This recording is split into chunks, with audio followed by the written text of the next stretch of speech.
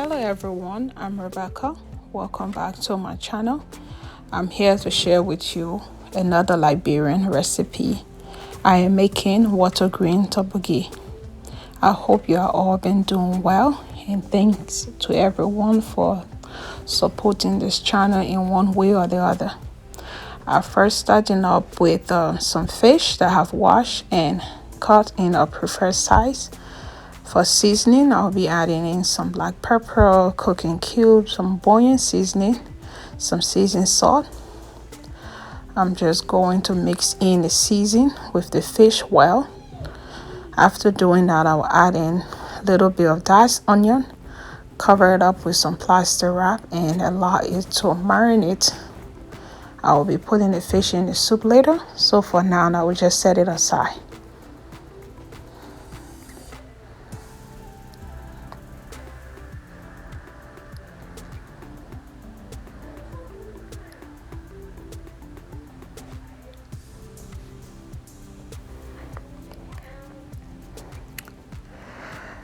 What I'm doing now, this is the main ingredient for today's recipe. This is the water green. This is how we called it from Liberia.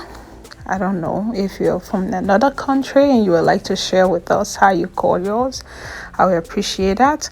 I first wash it up really well before cutting or dicing the green. You want to wash this vegetable before cutting it up. You don't want to cut it up and before you want to wash it. Okay, yeah, I will be using the cutting board to dice my green today. So guys, I would like to share with you again, like I said earlier, I hope you are all doing well, as I'm here sharing this beautiful recipe, nutritious and tasty recipe with you all. I cannot be selfish enough to not share the word of God with you guys. I was fortunate to get in contact with a ministry when I moved to the US. It's called Holiness Revival Movement. The ministry focused on righteousness, truth, holiness, the complete word of God that will prepare one for heaven. And they are right here on YouTube. You can either search our Holiness Revival Movement worldwide, or you can search Pastor Paul Rika. The last name is spelled R-I-K-A. I don't know these people, like, I'm not like, they didn't pay me to advertise this ministry or anything else. I'm sharing the ministry with you because of what I've benefited from it, or what it has done, or what it's doing in my life, the way it's shaping my life. That's why I'm here to share it with you. You know, they preach righteousness, truth, and holiness. So please check them out. If you have been looking for the truth, you will find the truth right there. Okay, God bless you. Let's get back to the video. While I was encouraging you on the word of God, I was cutting the grain and I got done with it. I just transferred it into the cooking pot, added in some diced onion, and I added enough water that would be like almost at the same level of the vegetable. Based on the amount of vegetable you're working with, then you can go with the amount of water. I will allow the vegetable to cook for around 10 to 15 minutes. While it's cooking, I'm working on the other ingredient, which is the peppers, the habanero peppers, and some mushroom. You can go with whatever you have in your kitchen, okay? But for this recipe, I will encourage you, if you can get the mushroom, get it. What I did, I washed the mushroom really well and the peppers. I'm just going to place it in the blender, blend it up, and I'll put it in a bowl and set it aside for later use. Yeah, again, checking on the soup. It has been around 10 to 15 minutes. I didn't add anything else. It has just been cooking. What I'll be doing now, I'll be adding in some of the other ingredients for this recipe today. As you can see, this is the fish that I showed you earlier that I seasoned it up with some seasoning. That's what I'm adding to the pot. And from there, I'll be adding in some seasoned salt, bouillon chicken seasoning, some cooking cube, and some Benny seasoning. That's what I'll be adding to the soup.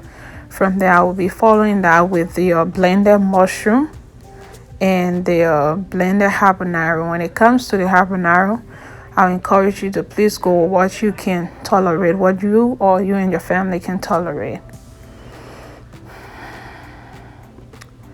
After adding in the peppers and mushroom, I'll just be adding in a little bit of diced onion. Stir it up gently so that the fish don't break in, and I will cover it up and allow it to cook. Sorry, I'll be adding in more heat, okay? This one is based on preference. I'll just cover it up and allow it to cook for a few more minutes, and I'll be back to show you the next step.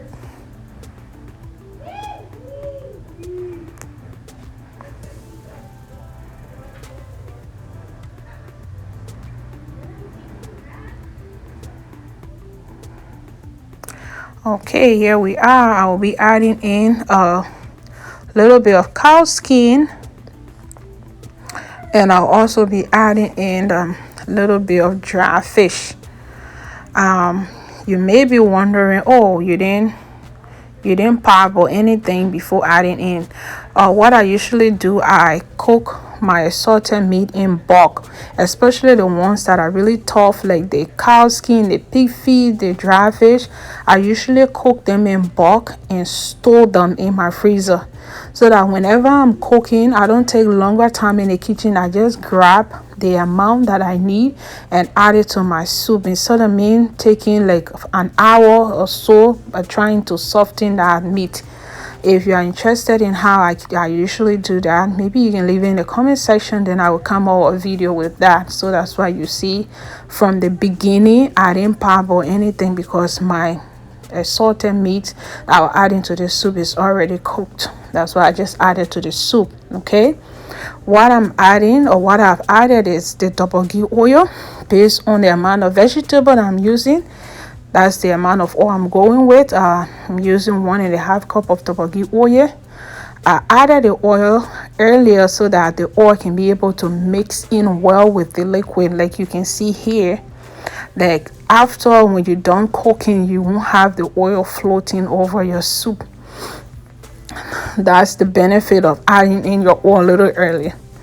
Okay, what I also add is a little bit of shrimp. Guys, please go with what you have in your kitchen. Okay, this is what I had on hand. That's what you see me working with. If you have less, go for it. Your soup will still taste great. If you have more than what I have here, please go for it. Okay, while I was talking, I tasted the soup and it was a little under seasoning. I added a cooking cube and a teaspoon of seasoned salt. I'm just gently stirring it. I'm going to allow it to cook for a few more minutes. I would say around 5 to 10, and our soup will be really ready. Sorry. As you can see, my water greens is a little bit soupy. It has a little bit of liquid in it. You may be concerned or not. This is how I saw my mom cooking it. Okay, she usually never used to allow it to get dry, because I asked her of recent and said, why my Torbogee is dry. She said, when you're cooking the Torbogee, don't allow a little bit of water in it before adding in the soda, because the soda has the tendency of drying the soup up when it's cool. I don't know if that makes sense. That's why I left a little bit of water in the Torbogee, in the water grain, and I added in the soda, and I noticed that when it cools, it got taken more. So when you're cooking your water grain, you can give that a try. You know, don't let it get too dry before you can add in your soda. So guys, you may be miles and miles away from me. I can't be able to ship this food to you. That's why I'm here to share give you some ideas how to cook it, so you can be able to, enjoy as I'm enjoying. So let's eat. Bye bye.